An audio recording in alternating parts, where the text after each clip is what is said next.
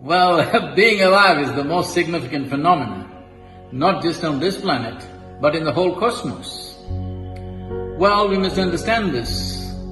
All the other phenomena in the universe, the Big Bangs and the galaxies and the black holes and comets and shooting stars and planets and so many things, asteroids and whatever else. All these things are happening so that at some point they will evolve into an atmosphere where life can happen.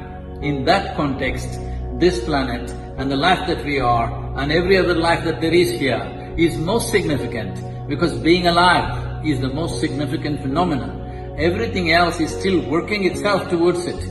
So, when life happens in complex forms as we are, this is most significant, being alive. At a time like this, particularly this virus times, everybody must understand the value of staying alive and keeping everybody else around us alive. This is the most important responsibility because this is the greatest phenomena that's happening right now. When I say this is the greatest phenomena, I'm talking about you. You as a life is the greatest phenomena. You as a person may not be a great phenomena. You as a mind may not be a great phenomena. You as a psychological mess may not be a great phenomena. But you as a life is the greatest phenomena. This must come into your experience. This must become the reality of your existence. Only then you have tasted life and you have known life.